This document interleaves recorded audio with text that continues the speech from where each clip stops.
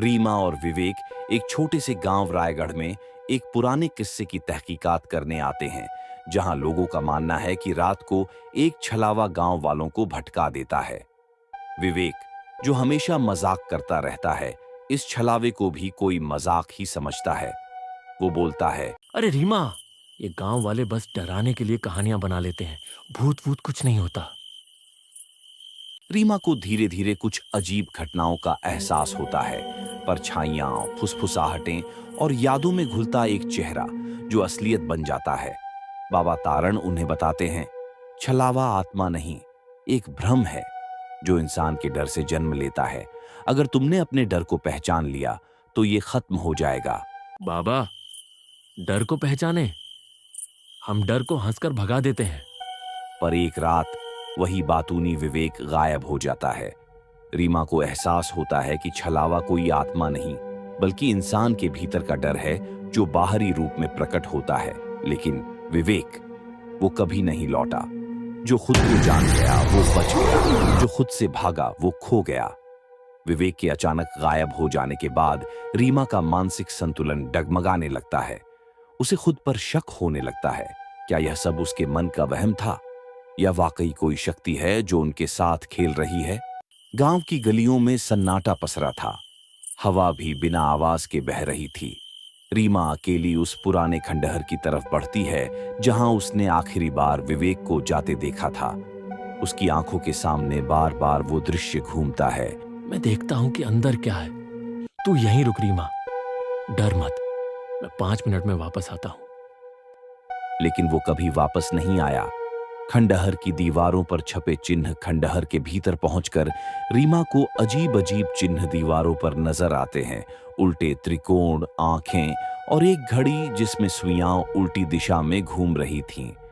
वह वहां मौजूद एक पुरानी डायरी उठाती है जिस पर लिखा होता है, छलावा हर उस इंसान को घसीट लेता है जो खुद की सच्चाई से मुंह मोड़ता है। जैसे जैसे वह आगे बढ़ती है उसे अपनी ही आवाजें सुनाई देने लगती हैं।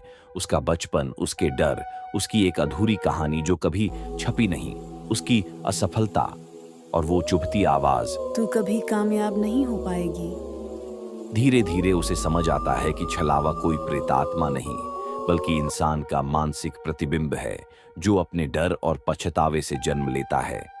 एक क्षण को उसे विवेक की परछाई दिखती है। उसकी आंखें काली हो चुकी थीं और चेहरा बिना किसी भाव के। वह केवल एक ही वाक्य कहता है, मैं हंसता रहा ताकि डर दिखे नहीं, पर डर गया था रीमा, बहुत डर गया था। फिर वो परछाई धुंधली होकर गायब हो जाती है। रीमा दौड़ती हुई बाबा तारण के पास पहुंचती है। बाबा शांत स्वर में कहते हैं, यदि तुम चाहो कि विवेक वापस आए तो तुम्हें छलावे के केंद्र तक जाना होगा, अपने भय के मूल तक। बाबा तारण रीमा को एक गुप्त गुफा का रास्ता बताते हैं जिसे आत्मा द्वार कहा जाता है। वहां इंसान को खुद का सबसे काला रूप दिखाई देता है। रीमा तैयार है, विवेक को बचाने के लिए या खुद को बचाने के लिए। रीमा ने समझ लिया था कि छलावा कोई भूत नहीं, बल्कि इंसान के डर और पछतावे का जीवित रूप है। अब वो आत्मा द्वार की ओर बढ़ रही है, एक रहस्यमयी गुफा जहां हर कोई अपने सबसे काले सच का सामना करता है। गुफा के अंदर घना अंधेरा था। रीमा की सांसें तेज हो रही थीं, लेकिन उसका इरादा साफ था, विवेक को बचाना है। जैसे ही वह गुफा के और भीतर जाती है, उसकी चेतना डगमगाने लगती है। हर दीवार पर अतीत की तस्वीरें उभरती हैं, पत्रकारिता में मिली असफलताएं और सबसे बड़ा पछतावा, अपने छोटे भाई की मौत, जिसकी वजह वो खुद को मानती है। तू उसे साथ ले जा सकती थी, लेकिन तूने काम चुना। एक कंटीली आवाज अंदर से आती है। रीमा गुफा के बीचों बीच पहुंचती है जहां एक दर्पण खड़ा है। उसमें उसका चेहरा धीरे धीरे बदलने लगता है, आंखें लाल, चेहरा डर में डूबा। दर्पण से एक छलावा रीमा निकलती है।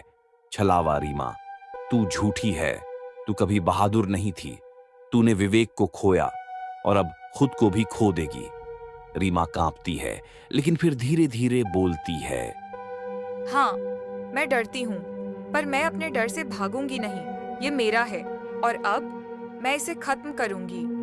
और अब मैं इसे खत्म करूंगी।